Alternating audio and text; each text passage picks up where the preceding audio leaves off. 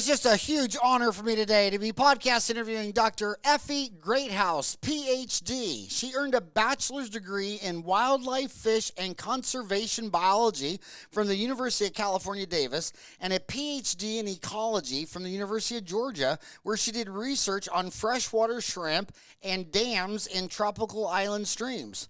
She did postdoctoral training at the U.S. Environmental Protection Agency, focusing on water quality and stream chemistry of the Oregon Coast Range, and then worked in stream chemistry database management with the U.S. Forest Service. She is currently Director of Digital Resources for Community and Science, based in Portland, Oregon. She is the main lead on the Fluoride Exposed project at fluorideexposed.org, which I am going to give you a donation today just for coming on the show. But before we get to you, I just want to say one thing. I got out of school in 1987, and let me tell you how dumb I was back then. So I'm in Kansas City, and the hardest requirement to fill was the pediatric dentistry requirements. It was like 2 pulpotomy chrome steel crowns, no big deal, right?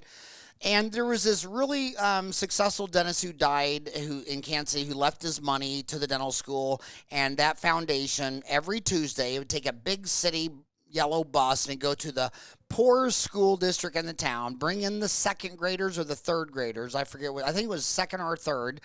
And then it was the Lowry clinic, it was Dr. Lowry. And then the dental students would fix up all the kids for free. And when that yellow bus pulled out, you knew when you got your kid that you'd say, well, do you have a toothbrush? You'd say, nope. And you'd say, well, do you floss? Nope. And you're sitting there with your finger crossed behind your back thinking, oh, please, Lord, let there just be one pulpotomy chrome steel crown. And then the kid didn't have any cavities. And maybe, it was just so hard. So then I graduated in 87. I moved, and by the way, that dental school was right downtown Kansas City, and it was African-American population, 3 miles every direction. Then I come to Arizona, where across streets the Guadalupe Indian Reservation and large Hispanic population, but I'd say it was about a quarter African, quarter Guadalupe, quarter Hispanic, quarter European, and these European, I was doing pulpotomies 2 or 3 times a day. So I was so dumb, I called the Department of Health. It was Jack Dillenberg was the dental director of the State Health Association, whatever that title called. And I said, Jack, I can't believe I got out of 8 years of college and didn't know that black people have perfect teeth and Europeans and Indians and Mexicans don't. They have horrible baby teeth. And he's like, what are you talking about? And I told him the story. He goes, no. He goes, Howard, you graduated in Kansas City, and they have water fluoridation, and now you're in Phoenix, which is the largest unfluoridated city in America. And I'm like, what? And so then I got on, so that was my obsession with water fluoridation. Me and Jack started the Arizona Citizens for Dental Health. It took us 2 years. We finally got it done, and the Arizona Dental Association gave me the Arizona Award for my efforts to fluoridate water. But my God, was that controversial. I thought 1 in 4 people were going to try to shoot me. And I was just a young, dumb kid. I'm like, well, dude, if you're that concerned, buy bottled water. But the kid that doesn't have the money to buy bottled water, he's drinking out of a garden hose. He's drinking out of a school. And the thing that my first red flag that I hate is when someone who's rich and has 3 or 4 options is trying to take away the only option for a poor guy, right? And I'm like, okay, well, if you don't like water fluoridation and you have money to buy bottled water, then go buy bottled water. But this kid at this public school, he doesn't have bottled water at school or home, and his dad doesn't live in his house, and his mom's working 3 jobs. But anyway, long story short, that's when I first learned that 1/4 of Americans are batshit crazy. And so when I saw you, Effie, and all your work on this stuff, I thought, I want to see if she's would come on the show and talk about her project, Fluoride Exposed project, because, man, that's a hot topic, isn't it? It sure is. My background, like you introduced, is in water science, and I'm a stream ecologist by training, and I did not know the level of controversy that would erupt in our city when Portland had our fourth attempt to bring fluoridation to our city. And it was an amazing, wild experience to go through as a scientist, to watch the claims that were being made, see how controversial it got. Yeah, it's fascinating. Now when people say, are you for water fluoridation? I go, no, I'm a gay communist anarchist. And they go, oh, okay, you're safe. I thought for a minute you were going to say water fluoridation. I mean, wow. I mean, 1/4 of the people. And it doesn't make sense to me because, I don't know, I mean, it seems like that, they told us in physics that 3/4 of the universe is hydrogen, and that 1/4 is helium, because when the hydrogen gets all dense and gravity, that's the sun smashing 2 hydrogen together to make helium. And then when that star's all done, it explodes and throws out, the bigger elements like gold and silver and all these things like that. And I'm like, I'm pretty sure fluoride's natural. I mean, it was made in a supernova, not at Walgreens. It wasn't made by a pharmaceutical guy with a test tube. I mean, you need an exploding star. And then I tell him, I said, well, and I don't like the term natural because it doesn't mean anything. They say, well, is it natural? And I mean, you mean natural like the coronavirus or AIDS? Or natural like a black hole that's going to suck in the whole galaxy and destroy it? I mean, I don't know what natural means, but they love the word. And I said, well, yeah, it's natural. It's the 13th most common element of the Earth's crust. And it shows up in the ocean at 1.3 part per million, which covers 70% of the Earth. And we were just trying to get it in the Phoenix water supply at half the level of the ocean, 0.7. And you're acting like I got Dr. Evil in the corner and we made some super nasty chemical and we're poisoning everybody. I mean, it's just, I don't even know where to begin with these people. How do you talk to people in Portland? And I've seen Portland in the news lately. I mean, it sounds like Portland is kind of the Florida of the East Coast, of the West Coast. Is Florida, are they going to rename Portland Miami West? We do have some big things going on lately in our city, but I am fascinated by the natural history of fluoridation and fluoride in water, and that the development of fluoridation came from natural fluoride occurring in water at different levels, and Colorado being the center of the initial research by Frederick McKay and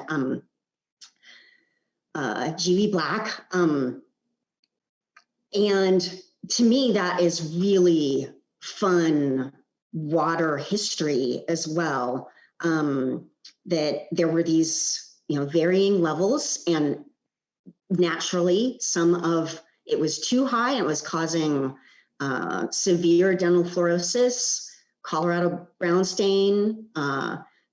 Those descriptions in that early research of so many kids in Colorado having these brown stain teeth is just such a fun and fascinating science story, using epidemiology and the development of new tests to be able to determine what's in the water. And they came up with new chemical tests for water chemistry in that research.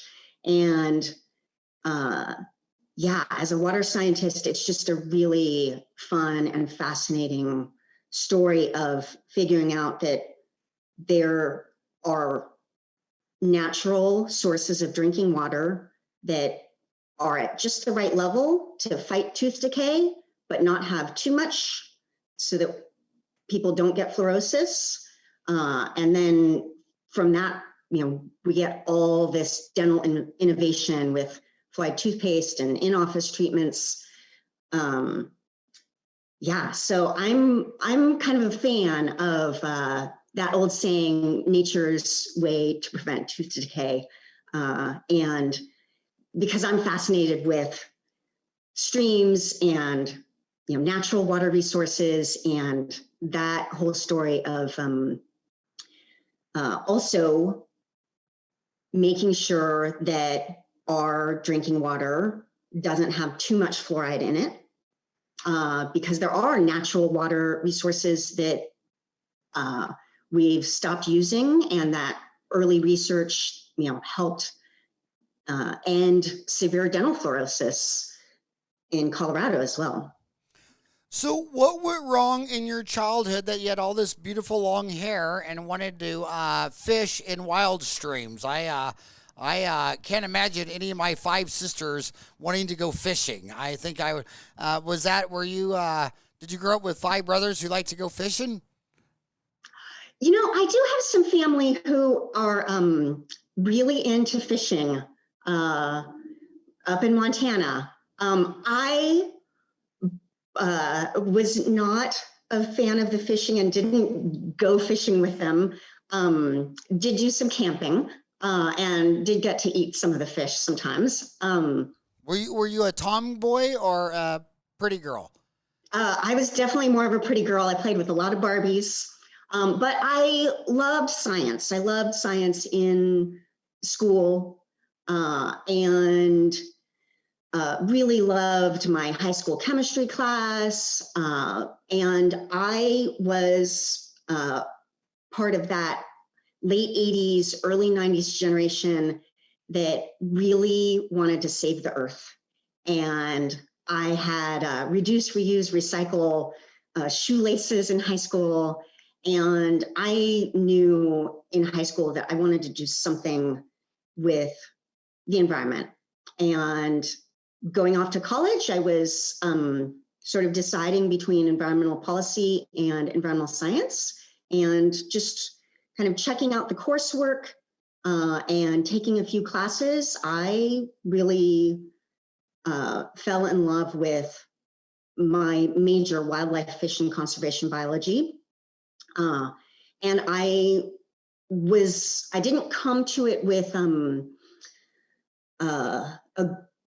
necessarily a love of streams over other habitats or ecosystems or organisms, but just going through the looking at the professor's research in my department and knowing that I wanted to get some research experience, I was looking at the descriptions of the different faculty members' research, and it just happened to be that one of the stream researchers in my department, Nancy Ehrman, her work just really jumped out at me. She was talking about the effects of land use on stream insects, and I went to meet with her, and I was just sort of offering up to volunteer because I wanted to get some research experience. And she put me to work in her lab, doing some grunt work, maintaining the macroinvertebrate collection from her many years of field research on stream invertebrates. And I was filling little vials up with ethanol, making sure that the ethanol over the years wasn't evaporating too much, because that's how she preserved her stream invertebrates from her research.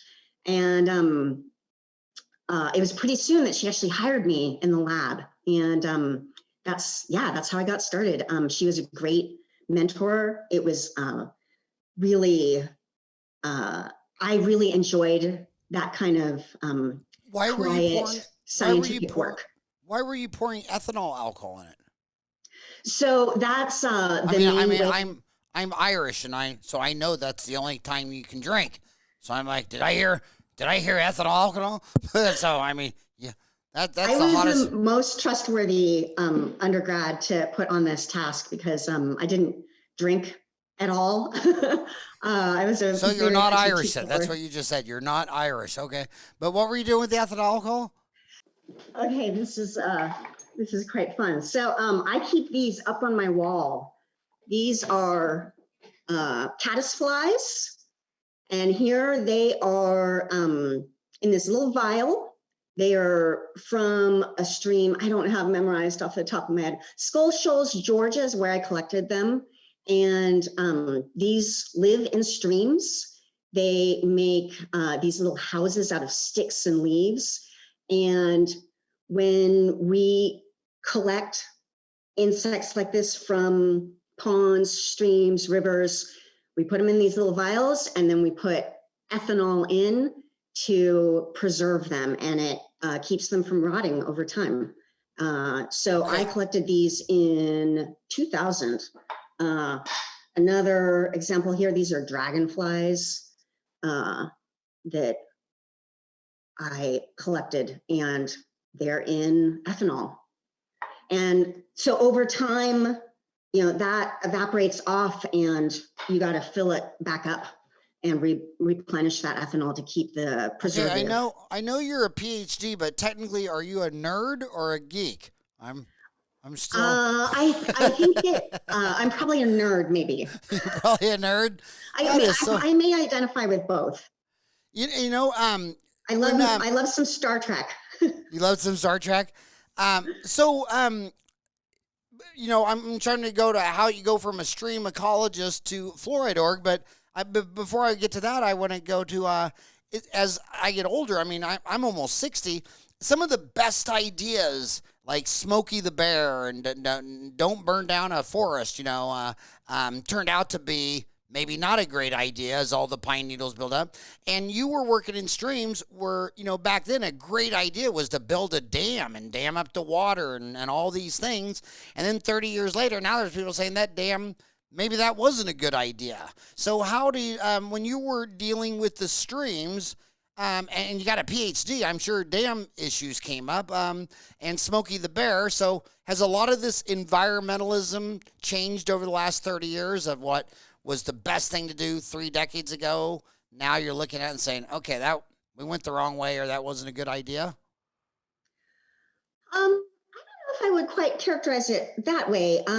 So I did my PhD work starting in 1999 and finished up in 2005. And I was doing research on the effects of dams in Puerto Rico on freshwater shrimp and fish and their effects on the stream ecosystem. You know, we knew then that dams have big effects on rivers and streams and all the organisms that live in them. You know, in the Pacific Northwest, we are particularly love our salmon, and you know, trying to conserve wild populations of salmon, and those big dams have huge effects on those populations.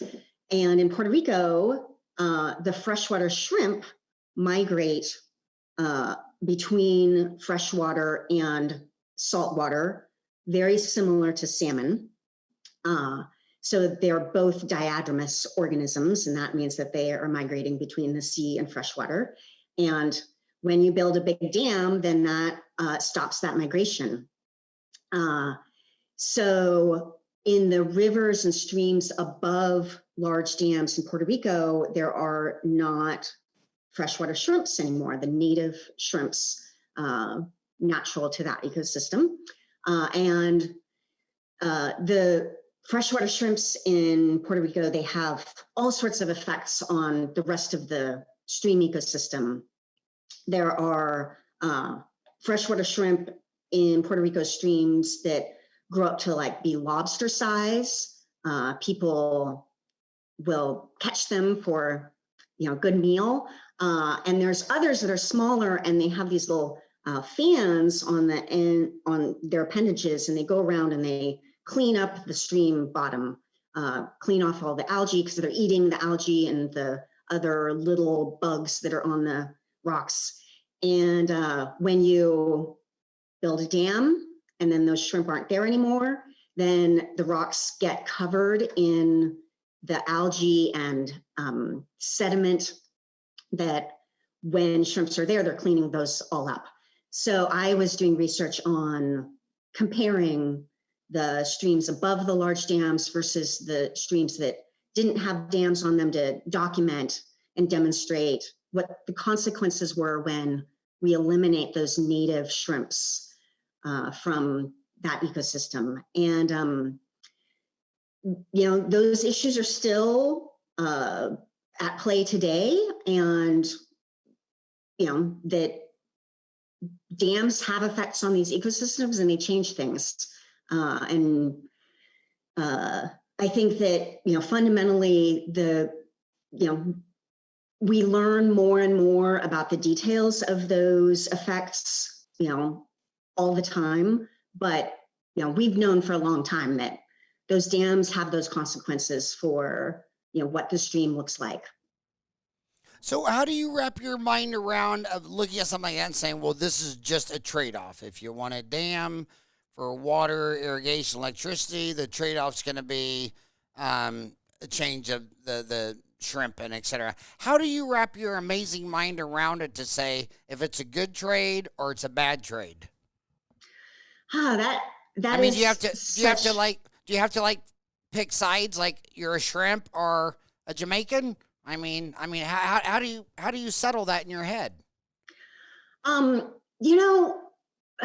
issue with dams now is that we are not building a lot of them anymore because we already did it.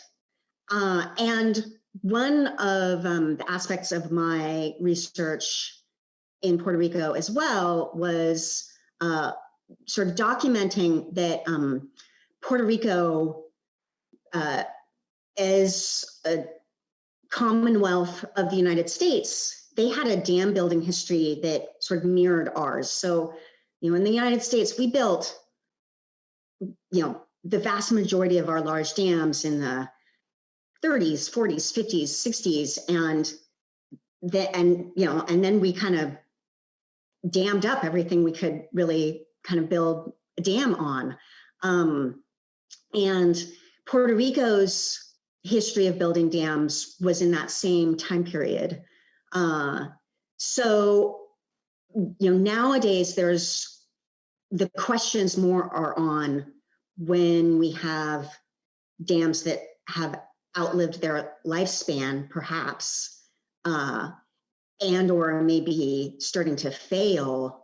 Are we going to take them down?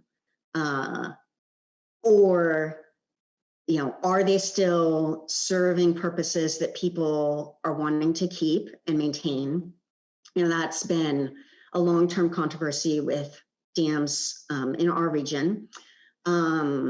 So there are potentially applications of the work I did in Puerto Rico in terms of other nations in the world have not built as many dams as we have and might still be interested in building more dams for those purposes. So, there may be other islands, tropical islands, where they are considering putting in more dams, and the consequences for their native fish and shrimp populations would be questions for them to consider. And I don't personally jump into sort of those decisions. I think, I'm interested in that I documented those effects, and, the people who live in those nations, can take that research and sort of make those decisions on the trade-offs themselves. And they're probably best poised to, try to look at our history and figure out what would be best for, their needs. I love your mind. I live in Phoenix, which is between here and Vegas is Hoover Dam. And you realize in the beginning when they were building Hoover Dam, they were going to build it twice as high, but then they figured out it'd be too damn high. Yeah, I love that, because what she just said is that, the individual should make the decision. I mean, I remember in 1980, I saw a study where, you know, the United States, the farmers decided what they were going to plant, and we were a wheat exporter. And then there was a centrally planned society, I don't want to mention any names, Russia, where the Moscow decided what you could plant, and they had to import grain. And the bottom line in economics is that the people closest to the situation could make the best decision. And what she said is she just wants to make sure her research is right, so this island that 99% of the world's probably never even been to before, they can decide. And I love that. I think the biggest issue, why would you have someone 1,000 miles away in Washington, D.C. making a decision that only affects you and your house and your family? You know what I mean? I mean, that's your decision, no one else's. But I'm still lost. The one caveat I would put on that is that, you know, the push to build dams also, though, may be coming from far away and not be coming from locally. So, you know, we do kind of need to be careful about thinking about that, you know, whether it's a, you know, World Bank or, you know, big dam building companies that are kind of selling, you know, the dam and sort of pushing for it. So, you know, that's something to be sort of aware of, and also make sure that that, you know, those decisions about what would be best for people's water needs and their, you know, local people's interests in preserving their native fauna versus, you know, their economic development needs. Yeah, I do feel like, you know, I am not one to go in and judge, you know, if a nation has really, or a local, you know, state in another country that I have never visited, you know, has had a local process that they've decided, you know, this dam would make sense for them. I'm not going to really judge that, but I would also be, you know, wanting to support local people if they were feeling like it was, you know, an outside from across the world organization kind of pushing for that dam to be built. Well, I've lived in Arizona since 1987. I doubt you were even born then, right? In 87, were you even alive? I was. Oh, you were? Okay. Maybe all the hair is what makes you look young. But the natives here, the Native American Indians, they had been farming with agriculture and all that for, I don't know, just, you know, just about 10,000 years or more. And then they dammed up that river and canaled it down to Phoenix for drinking water, et cetera, et cetera. But anyway, it took away the water for all these Indians, and then they supplemented that with food stamps to buy processed food out of a box or a can. And then now they're standing around saying, well, why do they have diabetes? It's like, really? You got any other great plans? I mean, but we just live and learn, I guess. I guess history is just making big mistakes. So how do you go from stream ecology in Jamaica to water fluoridation? Puerto Rico, I'm sorry. Puerto Rico to fluoride. How do you get to fluorideexposed.org? And by the way, is that your website? It is, yeah. So that's your own website. So it's fluorideexposed.org. So continue on your journey. How did you what happened next?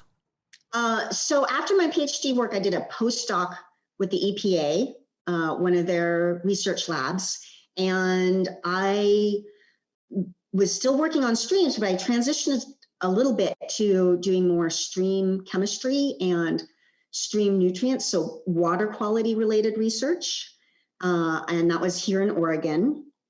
And then after the work with EPA, I moved on to another stream chemistry focused project that has water quality implications. I was working with collaborators at the U.S. Forest Service, looking at stream chemistry in the U.S. Forest Service experimental Forests and Ranges system and the National Science Foundation's long-term ecological research sites. Both of those systems there are a lot of stream researchers over the decades who have been collecting water quality data, data on the chemistry of the water for decades. And it's this kind of national resource of long-term data on all of these, wild streams, some of our most natural, unaffected streams in the nation, and documenting, what the stream chemistry is like over the decades in those places. And our project was working on sort of bringing all that data together, making it more accessible to download for other researchers who might want to do analyses on it. And the project, we called it Stream ChemDB. It was, I was doing a lot of database work and developing a database for that data. And then I was pregnant with my first kid, my first baby, and that Stream ChemDB project, my work on it ended right around the time that my due date was. So then I was at home with a newborn and going through those wild times of having a new baby and being a new mom. And this was in 2011 that she was born. And I ended up joining, like a lot of other moms over the past 10 to 15 years have done, joining the online moms groups for sort of support from other moms. So I was in a number of Facebook moms groups that were Portland based. I was pretty active for a while on Baby Center. And, when you are, things like, this baby's crying into the middle of the night and you think it might be teething, and, what are other moms doing? Do you have any advice for me? And what else was going on in those moms groups is that there were, especially in Portland, where we have quite a lot of people who go for sort of natural health. There were quite a few debates going on about vaccines and circumcision and sunscreens. And there were all these debates that science came into play. And I have a PhD, I have published in my field.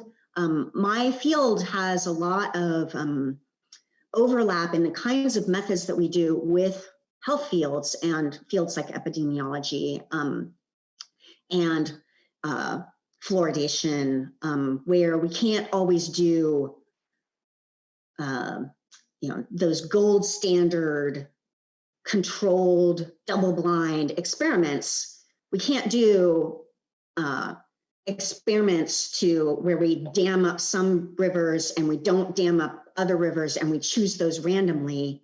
When I'm doing my research on dams, I'm having to make use of some of the same kinds of weight of evidence approaches that are used in epidemiology. So I had been quite influenced by some stream researchers who have sort of taken that long history of the weight of evidence approach that's been in use in health sciences for decades and started to bring over some of those approaches to stream ecology. So I've been sort of long fascinated by that kind of how we determine cause in science when we can't do controlled experiments. And you see, even in these mom debates, sort of confusion about those types of questions, and sometimes even those types of questions about, whether experiments were able to be done come up. And I was often finding myself liking and agreeing with comments from another mom in one of my Facebook groups, Kylie Mina Johnson. We were liking each other's comments in the vaccine discussions and other science-related discussions, and we became Facebook friends, and then we met up for lunch. And I was also at the time concerned as a mom about some of the gun violence in our country, and had started to volunteer with some of our local gun safety groups. And Kylie, what had just, at the point that we were meeting up for lunch, she had just accepted the spokesperson position for our effort in Portland to fluoridate our water. So there, our fluoridation effort came sort of right around the time my daughter was about 9 or 10 months old. And she just had a baby too? Her baby was maybe about 6 months to a year older than mine. So yeah, we were both sort of had babies in the house and were, seeking support in these groups. And were the two babies named Chlorine and Fluorine? Those would make pretty names, wouldn't they? Well, the bad one, whichever one's really negative, you'd name them Fluorine or Chlorine. Right. So we planned to meet up for lunch, and I sort of had a little ulterior motive that I wanted to get Kylie involved in some of the gun violence prevention groups in Oregon that I was volunteering with. And she had sort of a ulterior motive of wanting to recruit me to write an op-ed for our fluoridation initiative. And we met up for lunch, and we had a great time at lunch. We became fast friends, and we both were on board with each other's ideas for each other. So Kylie then, by 6 months later, she was actually working professionally for one of the gun violence prevention groups. And I was getting really fascinated by fluoride. Our history with our fluoridation effort in Portland was, initially there was a public health coalition that sought for the city council to vote for fluoridation and start fluoridating Portland's water. And it hit the news, and there was a lot of controversy right away. And the discussions in our moms groups really blew up right away, that there was just all sorts of discussion and debate happening in our moms groups. And I was frustrated by a lot of those discussions. In addition, there were, debates happening in all sorts of venues all over the city. So in my social media feed, I was seeing artists and bartenders suddenly talk about water chemistry and what the EPA says. They were posting all sorts of scientific claims that did not match my professional understanding of EPA science and water science, and a lot of times were pseudoscience and not representing what the EPA says. And so I was frustrated, but I also started to get very fascinated that when fluoride sort of when people start thinking about it, or when it becomes a question in an area, then people start wrestling with questions about water, when normally as a water scientist, I'm kind of trying to get people to care. A lot of people, and even I do this, turn on the tap without thinking about it and sort of take for granted our, running water and our water systems and drinking water systems, and don't necessarily, we're not always thinking about the effects of our water use on our local stream ecosystems and local rivers. So I also started to view fluoride as an opportunity for science communication and science learning, that suddenly people are wrestling with questions about water and water chemistry and water quality when they're not normally thinking about that. So we, my op-ed I initially wrote in conjunction with the city council portion of the fluoridation campaign. Then the fluoridation question went to referendum. There was a big grassroots effort that was anti-fluoride that got it on the ballot, and then Kylie and I both sort of stepped back from the fluoridation campaign, and we were still supportive and still participating in discussions in our moms groups, but Kylie was not the spokesperson for sort of the referendum portion of the fluoridation campaign, and I wasn't writing more op-eds. We were had stepped back, and we were still observing sort of this wild debate that was playing out in our city.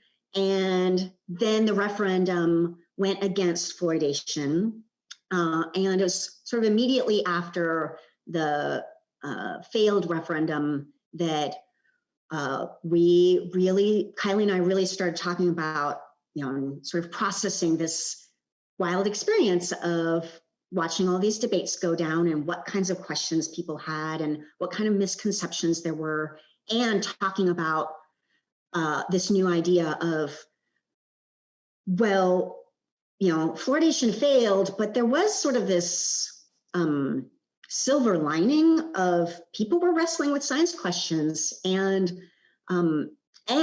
we were seeing so much misinformation come from the internet. And that then we wanted to start a website, add a science-based website to the internet. There are a lot of, the ADA's website, the CDC's website on fluoride. I Like My Teeth, originally from Pew and now managed by the American Academy of Pediatrics, was up online, but it just seemed like there was room for an additional approach, and that we needed more, and more websites online, sort of communicating in different ways. Sort of Kylie and myself as moms who are professionals myself in environmental science, she's in public health. We can build a website that can sort of really approach the questions in different ways than CDC and ADA can. CDC and ADA have their, very, big organization ways that they write about fluoride. And Kylie and I have a lot more freedom to write features on the fluoride exposed website that get a little fun, and throw in some humor, tackle the questions sort of with the kinds of perspectives that moms have and that we've learned that moms have by being in these groups. We can do things like name our website fluorideexposed.org to sort of poke fun at the conspiracy thinking, while also getting across that our mission is to explore all the science and kind of open the doors to what the science really says and make the science more accessible and clear. So that was that fluoride campaign. That was back in like 2013, right? So the city council vote was in 2012. The referendum was in 2013, and we were still new moms. So the first 6 months was like just us going on walks together and sort of discussing with each other while we were sort of on our get out of the house away from the babies walks to get some exercise in and get some alone time and, adult time talking with another mom. And so it was a few years before sort of the full concept of what our name is and what the design for the website would look like, and developing sort of the full concept, and getting some funding for this, because we were wanting to start a nonprofit website. So we went live in, I believe, 2017 with the site, and had secured a sort of startup funding grant to produce it and get it published and out the door in about 2016. So right as we speak right now, isn't water fluoridation in the courts? New Health data puts EPA's fluoride toxicity trial on ice, and no one ever thought that a judge would let this go to trial, but it's actually in trial now, isn't it?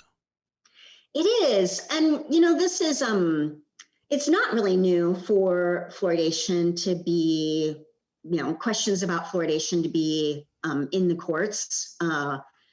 Questions about fluoridation have been in different lawsuits and, answered and asked of courts to deal with over the years. So, yeah. Well, when I was in the water fluoridation effort in '87, and then it got passed in '89, then they signed it. It just said it was good for 20 years. So 20 years we had to go through the whole damn thing again. And my boys told me, they go, Dad, okay, that's the last time. You're getting old, and the people are getting crazier. They have more guns. They're more nuts. And I actually don't think I would do it again. I think that because sometimes I think, it's like when you're raising kids. Well, maybe you have to stick your tongue in the light socket a couple of times before you learn. And, and so because you don't know. I mean, the world's kind of binomial. You can't have right without left. You can't have up without down. You can't have cold without hot. Addition doesn't work without subtraction. Multiplication, you better learn the opposite division. And I actually kind of like it when they pull the fluoride out of the city, and then you get 10 years of more observations, and then because I don't believe anybody's infallible. I mean, shit, we're 8 billion monkeys who lost their tail are trapped on the surface of a rock and can't get off, yet they think they're masters of the universe. I mean, it just blows my mind. It's like, okay, you're trapped on a rock and can't get off, right? So you're not the smartest person in the universe because you're trapped on a rock and can't get off. And that's what concerns me the most about this. I'm really glad about the environment, that they're woke to the environment, because it's a rich world problem. I mean, during World War II, I remember they were grilling Jack Welch, the CEO of GE, in Congress, and saying, well, why were you dumping all this stuff into the river? And he's like, GE was in the middle of a war. We were building you aircraft carriers, and we asked you what to do with this, and you said just dump it in the Hudson. Because at that time, the major deal was a world war. When you're in a world war, you're not worried about the shrimp in Puerto Rico, right? I mean, it's a rich world problem. So I'm totally excited that everybody's woke to the environment. But what scares me is, it's always the same thing. It's like, okay, they get a new idea, and the government stands up and says, oh, I want to get involved, and I want a carbon tax. I mean, the government's just going to show up and figure out another way to shake you down for money. And as a dentist, what I want to do is, they trained us in school that the most important thing that you could ever do for a patient is the diagnosis and treatment plan. Just make sure you get that right. I'd rather you get an A on the diagnosis and a C on the filling than an A on the filling and it wasn't even needed. It was the wrong diagnosis. And I just wish all the environmental people would can we just raise a bunch of money and just study it and first find out what the hell's going on? But that's not what they're going to do. What the first thing they're going to do is just the government's going to take your money, and then they're going to make up lots of crazy decisions, and then 30 years later, they're going to say, well, God, that was kind of dumb. And I thought when the internet came out, because remember, when I got out of dental school in 87, I hadn't seen a computer. And I thought we were lucky. We saw them installing them for the next year's class. And we're like giggling, like, oh, those poor bastards behind us. They're going to have to get on that damn computer. I thought, and when the computer came out, when I finally got religion on the computer, it was about 94. And I thought, wow, man, the whole world's going to get smarter. They're going to have access to all the information. No, they didn't. They got access to their drunk cousin Eddie and their crazy Aunt Matilda. And I when I'm in this water fluoridation campaign, there's like 3 dentists who have read all 5,000 studies on PubMed on water fluoridation, and then everybody else is on some crazy website. And I'm still wondering if the internet overall for 8 billion people, is the internet making 8 billion people smarter, or is it misinforming 8 billion wild, crazy animals stuck on a rock and making them crazier? I think the jury's still out. I think someone learns crazy misinformation twice for every time someone learns something about the periodic table. What do you think? I think you make some good points about questions about the internet accelerating, misinformation, but also being such a source of great information. I may have, maybe I'm an optimist, but I'm still pretty excited about all the amazing information we can get when we, do searches in Google. My experience in these moms groups, it was frustrating to see, other moms sharing misinformation. But it was also so key for me, so helpful to be in this online community of other moms in Portland, and have a chance to work things out with my peers, and not be so isolated as a new mom with a newborn. So the fact that I am leading up this nonprofit that runs a website and runs 2 social media accounts, and that we hope to expand to more social media channels, where we are working to get more good information and more science-based information about not just cavity prevention, but all sorts of science that fluoride is related to. The fact that we are running a science learning nonprofit that's all about helping people learn more science from the internet definitely shows that I think there's still so much potential and opportunity there with the internet. But what's really weird to me is and by the way, I love your deal history. I just want to make one comment on the when you're talking about Colorado, Rocky Mountain, spotted teeth and all that stuff. The way I read it and learned it, is that the reason they didn't think about the fluoride for so long is because they never found a water supply without fluoride. It was actually, the equipment had to start measuring in part per million before they saw the variance. Because when they started early looking into it, it was just, does it test, is there fluoride or not? And so since there was fluoride in all water ever found, they didn't think it was fluoride. But when they got technically enough to measure it in part per million, that's when they found out that the fluoride could be too high, too low, and that's what zeroed in. But I love the Grand Rapids story the most. I don't know if it's folktale or legend, but when I went to Grand Rapids, and by the way, I've gone to the monument. They got a tooth out in the middle of the river, but the guy was, I think it should be $1 million movie, and I'm sure it'd just be the greatest movie. But anyway, he knew Unlike me, he already knew a quarter of America was just batshit crazy, and he knew when he turned this thing on, it was going to go crazy. So what he did is how we learned the story is when it came to water fluoridation, they announced and all that, it turned off, and sure enough, people started having hyperventilating and rashes and going to the hospital, and he didn't hold a press. He wouldn't say nothing, and the governor was like, what's going on? And the next day, it got even worse and worse, and finally the governor said, you better get out there and take their questions, and, this is a shit show. And he goes out there and he goes, we haven't turned it on yet. And we knew this would happen. So now that all the crazies are at the emergency room freaking out and their hair loss, now we're going to turn it on. I thought, holy moly, that was the best chess move ever made in dentistry. Is that how you heard the story? My understanding is similar, but not quite it being a deliberate. I haven't heard that it was a deliberate strategic chess move on the part of the, water operators. I had heard that just there was an announcement that it was starting on this date because they thought that they were going to start it on that date. And then there was a delay, for working out more technical issues. But I do have the understanding that the community members thought it started,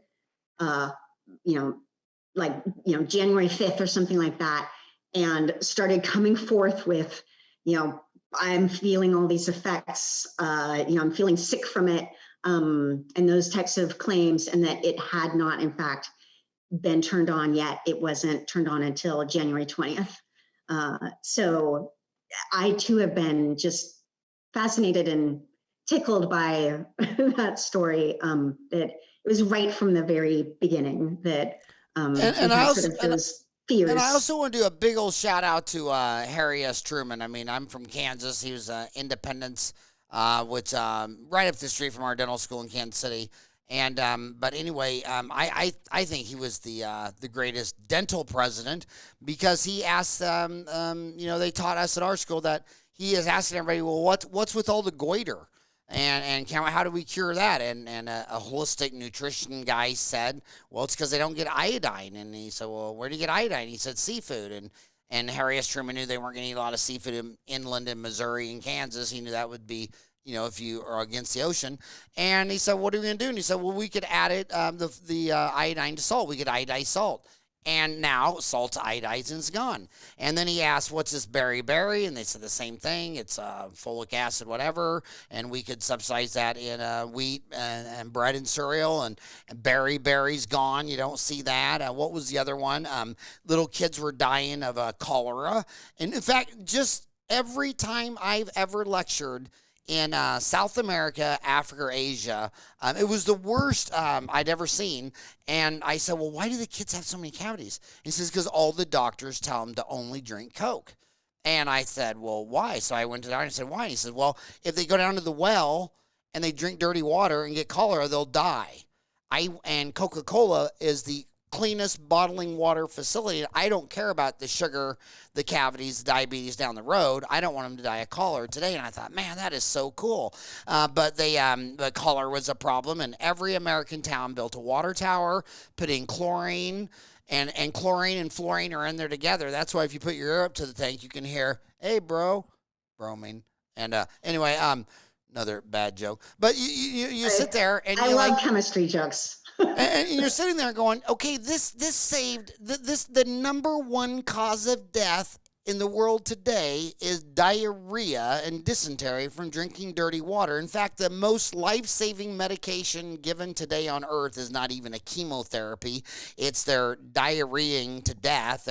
And so they know they're going to run out of sugar, glucose going to shock, and they're going to run out of water and dehydrated. So they take a little teaspoon of salt and they put it in a little pad of honey, and they make a little honey ball with salt in the middle, because when you take the honey ball, the salt is going to retain water, and the sugar is going to give you some glucose, so you don't go into diabetic shock. And people just don't, I mean, it's just so obvious and common sense, and then the reaction to everything. But anyway, Truman, he got the chlorinated water, he got iodized salt, he got all these things. When it came to water fluoridation, that son of a gun said, why don't you work that out at the local level because a crazy senator goes on the floor of the Senate, and you can watch this on YouTube, and he puts up a chart of the human brain with a little red dot in the middle, and he says that when Americans drink fluoridated water, that's the area of the brain that gets sensitized to communist ideology,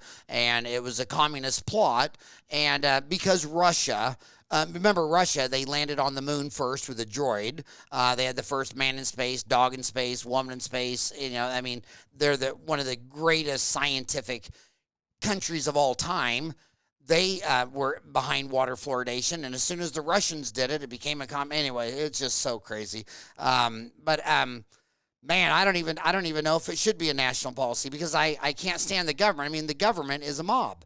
I mean, they just all it is a mob. They hire a bunch of thugs. I mean, really, if I disagreed with you, I did a postdoc with the EPA and worked with the U.S. Forest Service, so I may have a little more, sympathy for government science agencies.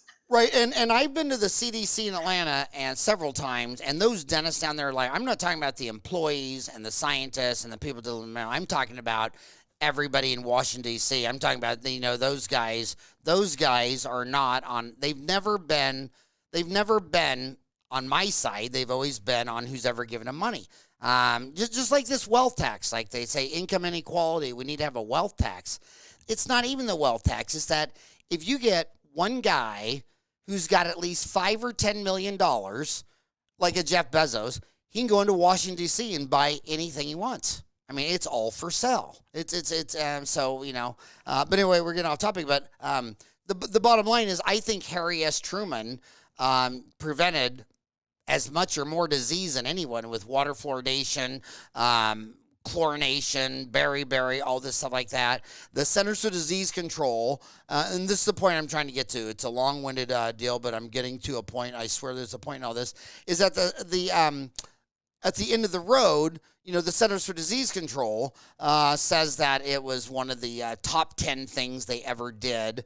What number was it? I'll try to find it. CDC. I say number 4. Yeah, number 4.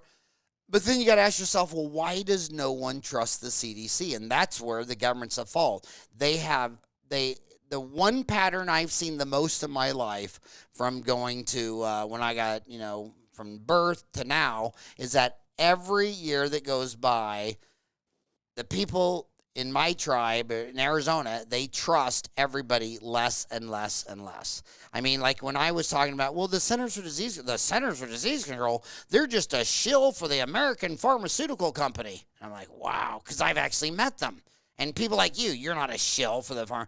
I've been in this place. I mean, CDC's got like 15,000 PhDs, and there's not one of them that's a shill for the pharmaceutical. Now, the president, the leaders, and the appointees, they might be crazy, but it's gotten to the point now where any reputable deal, if you say the CDC, the World Health, the American Dental Association, just saying that is going to trigger at least 1 in 4 Americans say, well, now that you said that, now I don't trust it anymore. I mean, they've been hurt, and they've got some type of post-traumatic stress disorder.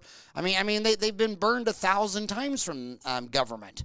So how do you build trust and credibility in a world where look at again, it's so hard to explain, it's not politics, but in the separation of government between the executive branch, the Congress, and the Senate, we're supposed to, the Congress has to declare war. They have to vote on this.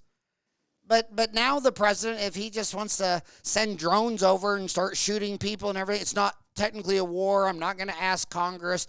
I'm just going to go murder people. And it's like the institutions are breaking down and people don't have trust anymore. And it's not just recently. I saw it in 1987, 30 years ago, when you said CDC, World Health Organization, 1 in 4 Phoenix people are like, oh, well, they're the conspiracy. They're the problem. I mean, it's just a lack of trust. So are you seeing a lack of trust in these institutions? And why do you think we lost it? And how do we get it back?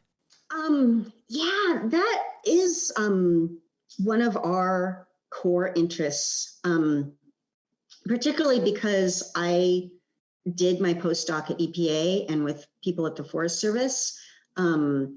and Kylie has worked in public health. And we have met the hardworking dentists and scientists in the oral health division at the CDC that we know personally that these are people who really care, that they've devoted their lives to working in oral health.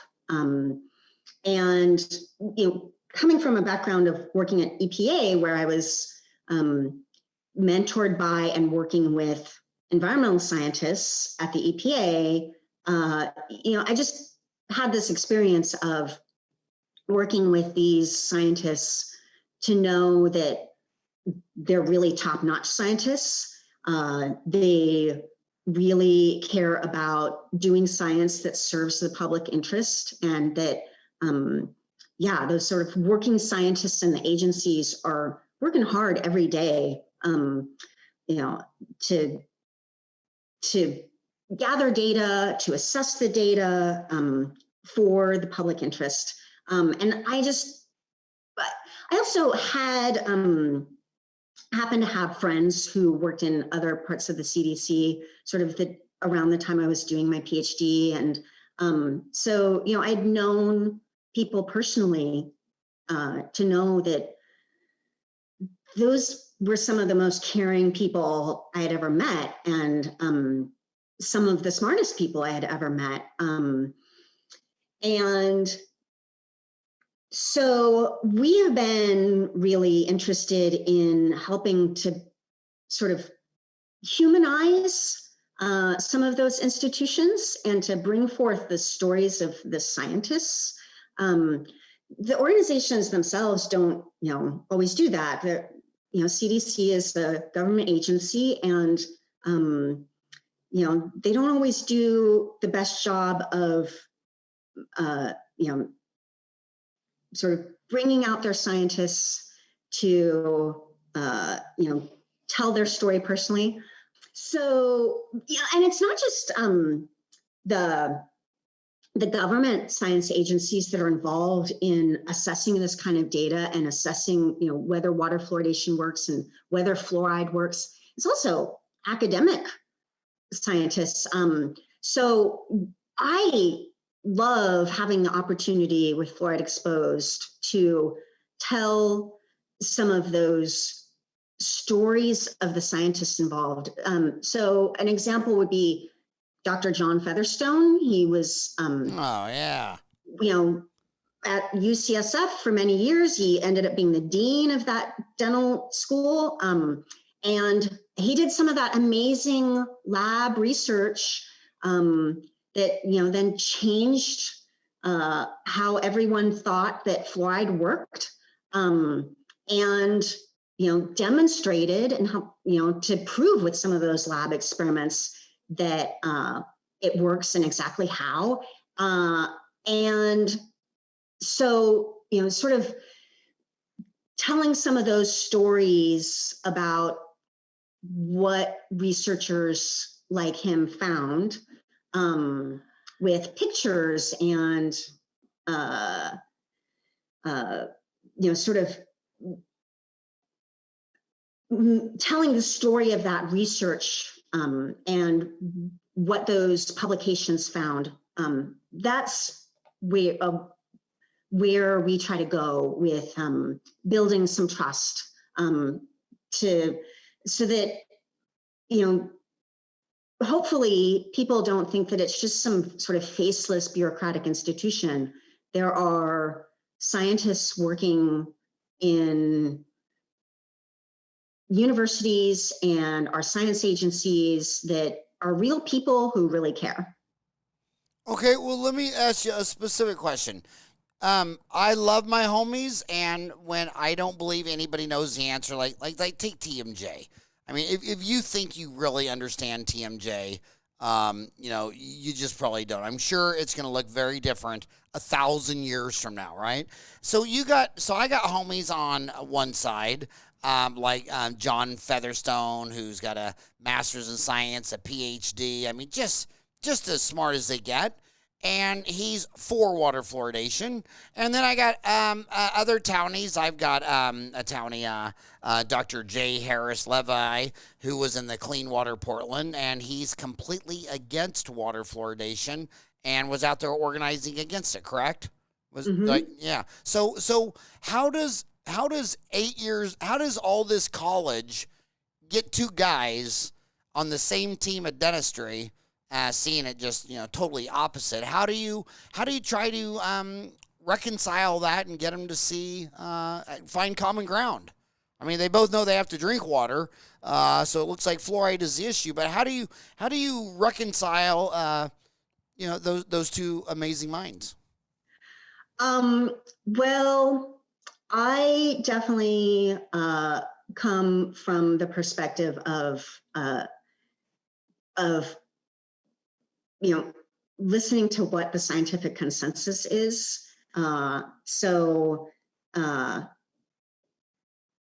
It's a minority of dentists, and it's not the ADA who's opposed to fluoridation. ADA, puts together whole panels to assess the science. Likewise, CDC in revising the recommended level for fluoridation, put together a whole panel of, it's a dozen professionals who are really experts in their field, and they all, worked together to assess the science together, and put those reviews through peer review. So I'm always about looking at what have the institutions that have, duked it out on these kinds of panels that put together a whole host of experts to assess the science together and then put it through peer review. Then what's the recommendation? I'm going to go with the science that's been put through that kind of review and comes out as an official recommendation. And ultimately, I have, on the other end, I also have my, family dentist that we go to, and that's an individual dentist that I do, listen to their recommendations, and I trust their assessment of the science. But for something like water fluoridation or other, public science questions, as a scientist, I'm looking for what's the official position that has passed muster from, a whole group doing peer review. Yeah, and the other thing is, and I just want to say, if you're trying to change someone's mind, calling them an asshole is probably not the best way to do it. But I always notice, even in water fluoridation, I mean, I remember when I was doing water fluoridation, and, you start getting emails, and, I don't want to say what the guy's name is because it'll get back to Dr. Jim in Tulsa, Oklahoma, but he says, I saw that debate you did with Dr. It doesn't even matter. He goes, and he starts off, he goes, you got your ass whipped. To assist you with any future debates, read this information. And I'm like, okay, well, first of all, you send me one email, Jim, and the only thing I can think is, okay, you're an asshole. I mean, you don't win friends and influence people with saying, but that as your opening. But it's just, why is it so emotional? And my joke is, to people like Jim, because, I mean, he's from Oklahoma. I'm from Wichita, Kansas. My two older sisters went straight to the nunnery after high school, and you couldn't change people's belief system. So it's in his head. I'm sure he's Oklahoma, he's Christian, he's anti-fluoridation. There's no chance of closing their mind. But for the young kids out there, just remember that when someone says, what's 2 + 2? And they say, why do you ask? Because you're fat. I mean, that you're not dealing with science anymore. So it's all those colorful things that you're arguing. It should just be red flags that this is not author search. And I am really glad I went to Catholic school, because I see how Catholic school changed my mind. Because if we had to do a paper in school, the first thing you had to do is go to the library and do an author search. And then you had to get your author approved, then you could do the deal. So say I was going to do a paper on Mars, and I came to him, and it's the CEO of Mars Chocolate Company. The nun would have taught you, well, Mars chocolate has nothing to do with the planet Mars. And you had to, the nuns always taught us, spend twice as much time picking the right author than spending twice as much time listening to misinformation. And people just don't do an author search. And one of the fastest red flags for me to figure out it's an author search is when they can't answer a very simple question and they try to distract you with profanity, changing the subject. But here's another thing I noticed.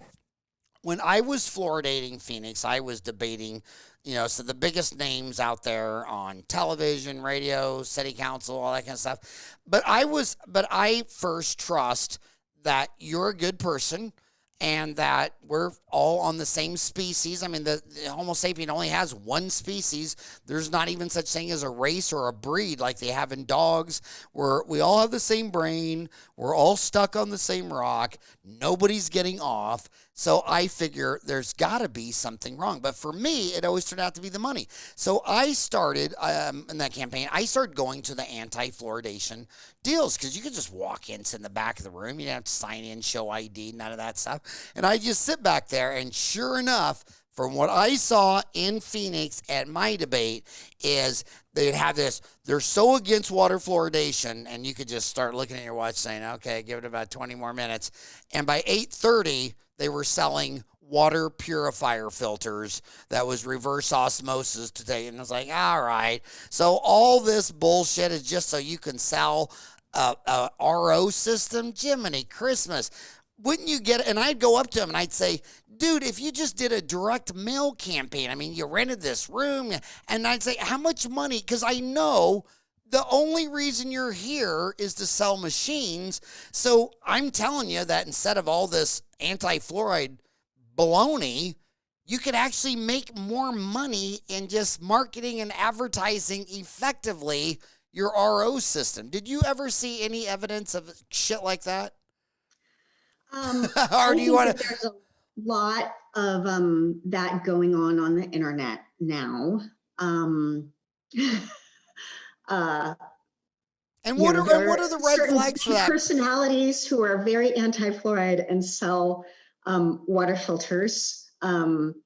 Very famous personalities who think that fluoride has something to do with frogs and sexual orientation, and they sell water filters.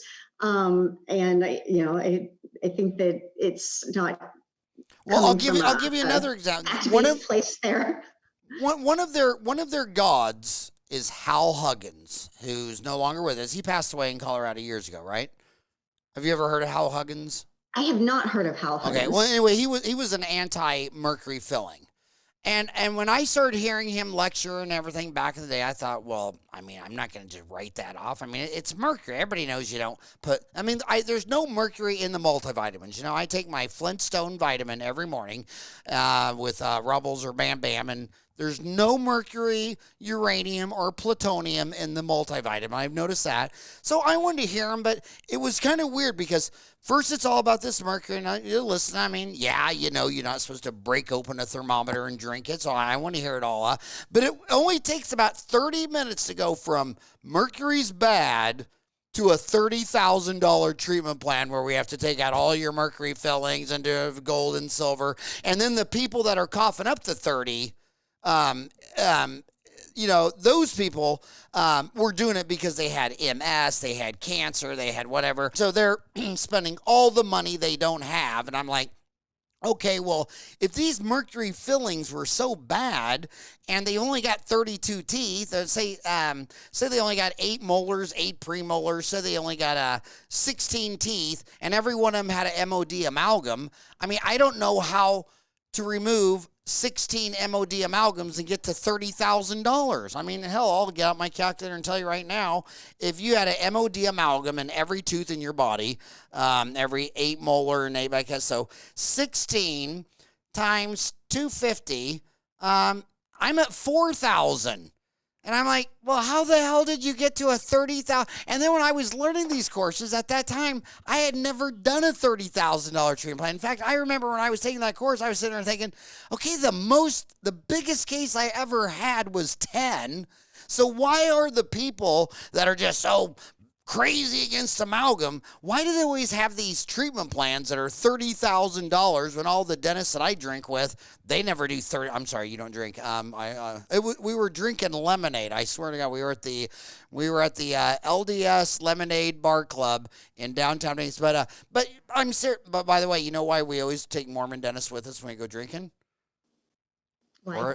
For a designated driver all through dental school. Scott Dahlquist was the Mormon dentist at our drinking club, and he took every one of us. And it was so funny because I'd always say, Scott, do you ever get the urge to drink? And he said, after watching you guys, you walk in there completely normal, and then you walk out insane, and you're asking me if that tempts me?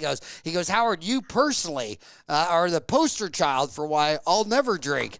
But anyway, but the bottom line is, money's the answer. What's the question? I mean, when you go from this patriotic cause, like we've got to save the environment, to 1 second later, a coal tax, a carbon tax, it's just like they have a great idea, and 1 second later, it's a $1 trillion tax. And it's like, really? So that's the red flag for me. And I would give them $1 trillion.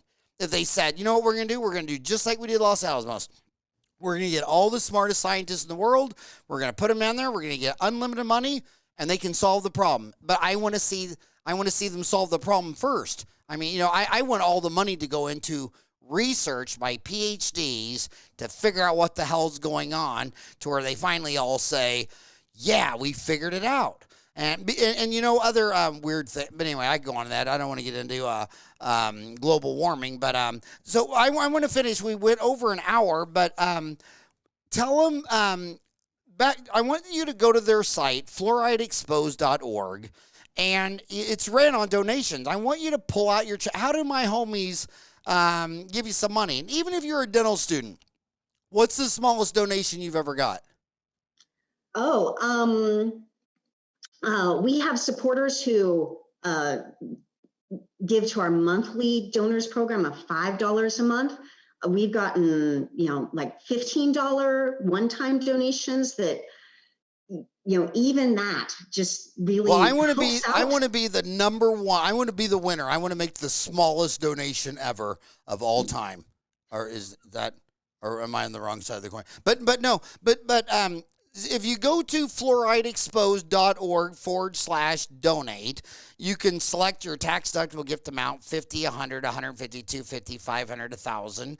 But why should my homies donate some money to your nonprofit? Yeah, so it keeps us going. It helps us expand. It helps us write new features. We have one feature that we're in the middle of producing. It's a series of articles that are sort of targeting moms. They're kind of written to be, speaking to moms and addressing the questions that we've seen moms have in our groups. And we are on social media producing new content all the time. So it's, you come support us, and you're supporting science-based information about fluoride, about cavity prevention, as well as other questions about fluoride. These questions about what is the true science about when there's too much fluoride in the water? What are the water quality questions? And we produce things like explorations on social media of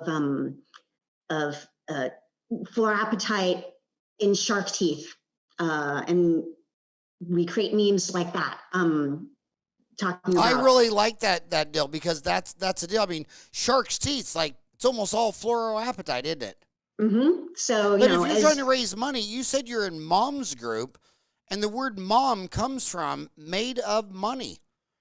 That's why kids are always saying, Mom, can you give me $1? Mom, can you give me $5? Mom, I know moms are made of money or they wouldn't be called mom. But I really liked your shark deal because I'm on with grandkids. I mean, this is my third rodeo with all baby humans love sharks and dinosaurs. I don't know what it is.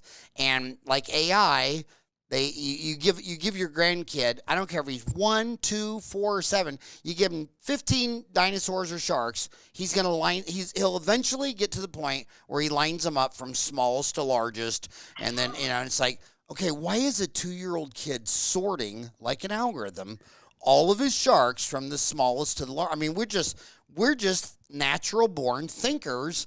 And it's so bizarre, and I don't have any trust in AI because all they're talking about is big data, big data, big data. I got 6 grandkids, and I've seen one of them so far where he touched the charcoal pit, and he touched it. We were charcoaling steaks, and he touched it, and he pulled his finger back, and he ran away from it, and I was there for 10 days, never touched it again. Why does a human have to touch it one time and will never touch it again? But in artificial intelligence, you need millions of observations and millions more and bigger data. It's like, man, my grandson needed to touch it one time at age 2, and he ain't touched it again. And everybody in Silicon Valley who believes in AI, I mean, I think they're going to have some AI someday, but the pyramids were 5,000 years ago, and AI is at least another 1,000 to 5,000 years from now. But to look at their little fancy typewriter and think they're close to AI, it's hard to keep a straight face when they're saying that. But your shark deal was very, very good because it worked in my family, because I told my grandkids about it, and they were more excited about fluoride in a shark's teeth than your teeth or my teeth or their teeth. I mean, sharks and dinosaurs, my God, that captures their imagination. Yeah. So, there's definitely concerns about what all's happening in Silicon Valley, but we are also on social media, and that would be another way that coming and following us on Twitter, liking our Facebook page, sharing the posts we put together. That's another way that I don't see your listeners can help out and get involved and follow us. I don't see your Facebook page link on your website, fluorideexposed.org. So you would find us at facebook.com/explore fluoride, or if you search Fluoride Exposed on Facebook, you should be able to find us.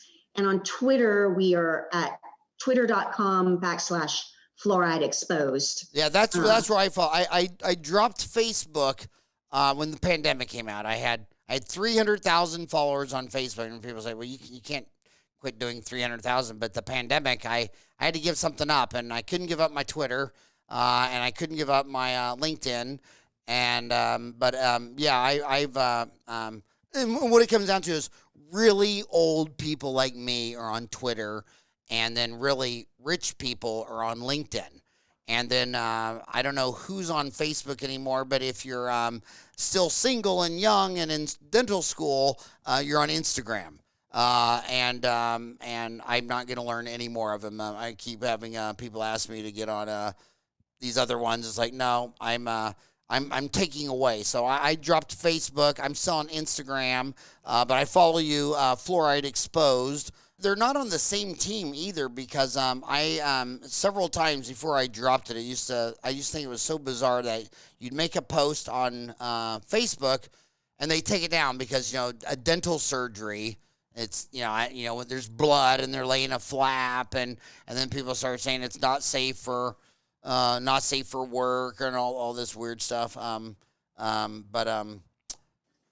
Okay, there it is.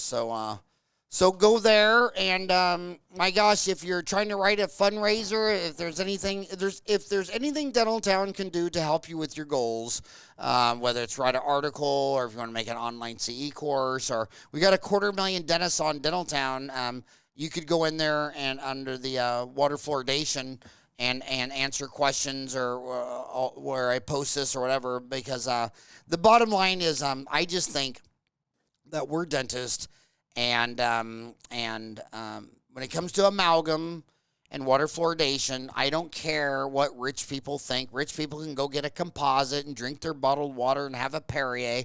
I don't ever wake up at night worrying, the world's got 8 billion people, and if we condense them to 3, one of those 3 are just like you, me, and who has ever listened has a smartphone. 1 out of 3 doesn't have a smartphone. They just got a cell phone, and 1 of the 3 don't have anything.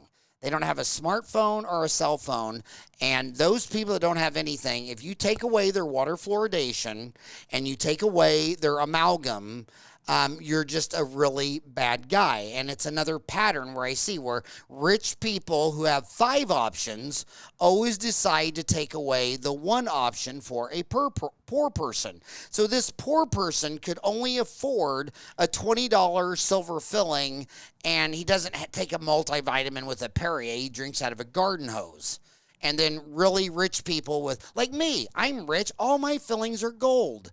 Well, guess what? Out of 8 billion people, guess how many of them can afford an iPhone and all gold fillings? We're only the top 1 billion out of 8 billion can afford this. And I think it's a duty of rich, educated people like you with PhDs living in a first world country like United States, Canada, Australia, to keep your eye on the poor billion that doesn't have a smartphone, doesn't have a cosmetic dentist, isn't going to get his teeth bleached. And if you got 5 options and your best idea is to take away his only option, I don't like you. That's just, you know what I mean? My God, I've been to 50 countries, and I also tried to get all 4 of my boys to go with me. And a lot of times I got all 4 to go. Sometimes it was 3, 2, or 1. I didn't care if they didn't make it to Oklahoma or Salina, Kansas. But whenever I went to a different country, I'd take them, and I can still remember. We still sit around and laugh. I remember Greggy walking around Cambodia going, with his shirt pulled up over his nose. And he's like, "Dad, why does it smell?" And I said, "Oh, today we learned that you live in a country that has a sewer system and a draining system, 2 systems. Now you're in a country who had to combine drainage and sewage into one, and see that little deal there, in Wichita, that would just be rainwater. But here, that's also sewage water. And I just love that.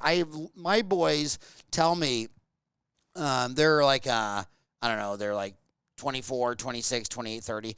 They tell me they learned more from going to 50 different countries than they did from going to ASU or U of A or college or any of the books they read. And if you travel around the world, you'll start to realize there's more poor people than rich people. And I think if all the PhDs and all the dentists and, keep one eye on your fellow human and treat that human like you want to be treated, and keep the other eye on cost. And once you take your eye off the human and the other eye off cost, then you're not helping the problem. And these are very, very complex problems. They're not going to be solved overnight. And maybe water fluoridation isn't the best idea of the whole world, but right now, it's the best idea we got. And then when you start coming up with these better ideas, you're letting the better idea become the enemy of the best idea. Don't let the best, like people will say, well, I'm not going to vote for the election because they're both horrible. Okay, well, I agree with that. I don't think anybody thinks, that we're picking between Batman and Robin, but don't let the best be the enemy of good. That's all it is. The world's pretty much binomial, and when you come to a fork in a road, neither one of them is going to lead you to paradise, but I bet one road might be slightly better than the other road. You know what I mean? And any final words, Effie, on what you could say to convince my homies to make a donation? Oh, well, just tell them you'll give them a lock of your hair. You got enough hair for about 9 bald dentists. Could you give them enough for a rug? Well, the other thing we have for fundraising to support the nonprofit, but also to help with the science learning is we have a little science shop, and we have a t-shirt featuring the 10 great public health achievements, and fluoridation is highlighted on it. We've got mugs of our logo, and there's another mug where we have sort of fluoride and water molecules on it. And so we also have some posters in there of the public health achievements. So we can sort of bring the science learning to the real world while also, making a purchase in our shop also supports the nonprofit and also supports us getting this good science-based information up on the internet and into social media to help change the tone. That's another one of our goals, is that we really seek to be kind and empathetic to people's questions and concerns and worries. We are also about sort of combining the sort of environmental science and public health and oral health questions into one, place online, because I'm an environmental scientist. You're a beautiful person. I saw a very concerned person at a city council meeting ask a science question at a water fluoridation deal, and the guy said, from the government, said, "I don't talk to flat earthers." And then he went to the next question, and I thought, you dumbass, why did you have to be me? He just hardened this guy. And I don't think that guy will ever, ever, ever respect the Centers for Disease Control again, because said that idiot employee called him a flat earther. And it's like, there's no such thing as a dumb question. You wouldn't say that to your kid. You wouldn't call your Absolutely. kid a flat earther. So just be, and that's a red flag. I mean, when you say something and all they can come back with, well, you're stupid. I mean, okay, you have nothing. In fact, I love it when they say that. When they say, well, you're just a jerk. Great. You have no ammunition. You have nothing. So you have to call me a flat earther or be mean. And, when you're talking to a human, I always try to explain it like they're 5, because I'm only an adult in dentistry and economics. When you switch over to rheumatoid arthritis, I'm not a doctor of rheumatoid arthritis. I'm a doctor of dentistry. But if you're going to explain to me about my rheumatism, I don't have it, just a hypothetical, I'd want you to first explain it to me like I'm 5. And if my question makes you call me a flat earther and walk away, then you just lost me for life. So just be kind, be nice, be funny, win them over. You catch a lot more people with honey than you will beating them with sticks. Absolutely. Yeah. We do get some of the anti-fluoride folks who tend towards conspiracy thinking and, hurling some insults our way. But even there, we try to come back with some empathy and have, try to have a real conversation. And you know what? And when you see those people out there with believing in conspiracy theories, it's because there's probably a lot of truth to them. I mean, look at Snowden. I mean, he just showed you 1% of what he could sneak out on a disc, and it was all real bad. And I remember sitting at a fundraiser. I remember sitting next to a senator who was born before 1950. That's all I'm going to say. And I said, well, you know what? Why don't you just open up all the files from the FBI, the CIA, the NSA, just everything before the year you were born. If you were born in 1950, how about we just open up everything before 1950 and give it to Wikipedia? And he's like, oh, God, we could never do that. And I'm like, you can't even show us what the dead people did? They're dead. They're in a cemetery. We can't even talk about what the dead people do. And then you want to know why Margaret believes in a conspiracy? Because there's probably so much ugly stuff in there. And I just think, just open it all up. I just think bring back Snowden, open up all the files and let the cards settle where they can't. And that, my friends, is the lack of trust. This is why they don't believe the dentist. They don't, and I'm about 1 in 4. About 1 in 4 patients, their 15-minute Google search knows more about orthodontics than you. Just go to social media. And so there's well, I went to the orthodontist, he said this, but I mean, I went to this website and he's obviously, should I sue him? And I'm like, okay, you're 12, you did a 5-minute Google search, and you're already smarter than the orthodontist. And this is the sapien we're dealing with. He's been lied to and abused for 5,000 years of recorded history. So what we need to do today is strike up a relationship. Eye contact, listen, don't be judgmental, be nice, try to lead them over. And as far as leadership, I want to tell you this. All the books on leadership, there's no science between them. They're just opinions. And the only leadership that will work coming out of you is who was a good leader for you. So what I want you to do is I want you to think, when you were growing up, who made you be all that you can be? For me, it was my dad and mom. It was the wrestling coach, Jim Hager. Dental school, it was the anatomy teacher. How did they talk to you that made you be better, a better version of yourself? Well, that's the leadership that worked on you. So you don't read a leader book about some other guy, some basketball coach in Indiana throwing a chair across the room because he was on a different journey. But who was the leader to you?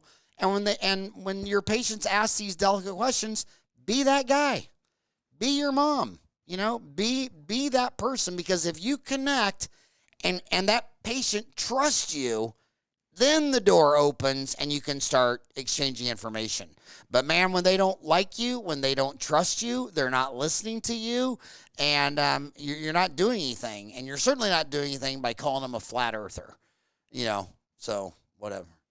But hey, Effie, my gosh, it was an honor to podcast you.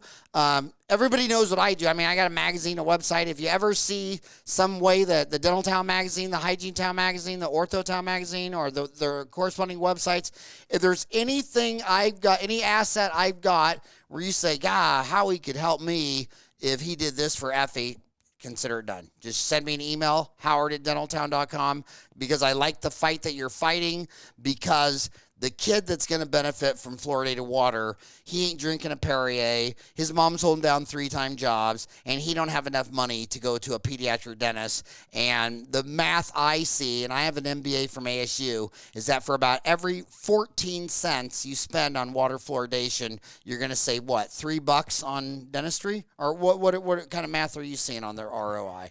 I think the latest is for every dollar, $20 saved.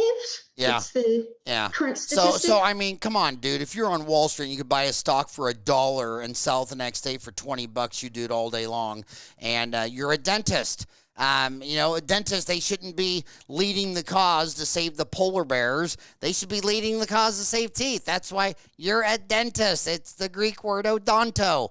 And Effie, I think you're doing the best job out there on the lowest cost, highest return on investment. And even if they take it out of all the water in America, I don't care about the United States, Canada, Australia, and the rich world. I'm worried about the third world. I'm worried about, I want them to see our data. And I remember when I was in India, it just really, it really blew my mind, because, Indians are so into education and all this. And I asked the guy about the dental deal, and he says, well, we got 1,100,000,000 people, and we did the math on what a U.S.-style dentistry costs. So you guys got 331 million people.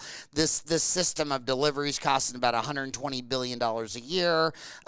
We have 4 times many people, so now you're looking at a system that's going to be, $500 billion a year, and we only have like $5 billion a year, and we need like $500 billion a year. So we're going to put all the money on a vaccine for Streptococcus mutans.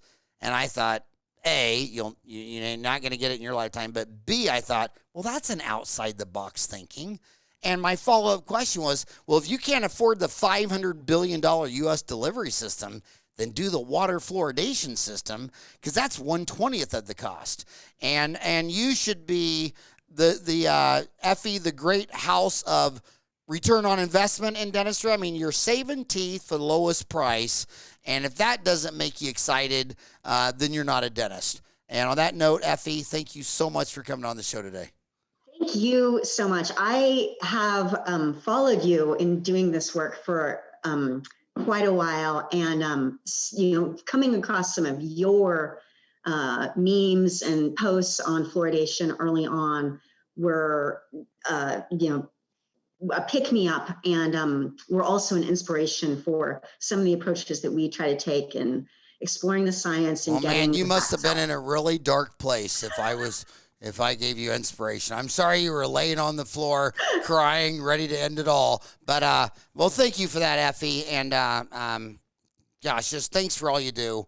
And if you're a dentist, put teeth first. And the highest return on investment is water fluoridation and an amalgam to the 1 in 3 people who don't have a smartphone. And if you got a smartphone and you're trying to take away water fluoridation for another guy with a smartphone, well, let two idiots battle it out. But if you got a smartphone and you're trying to take away amalgam and water fluoridation for a guy that doesn't even have a Motorola flip phone, he doesn't even have a cell phone, let alone a smartphone, and I've been to his country, and don't mess with that guy. Thank you so much, Effie, for coming on the show. Thank you, and everyone come to fluorideexposed.org. Fluorideexposed.org. You got it.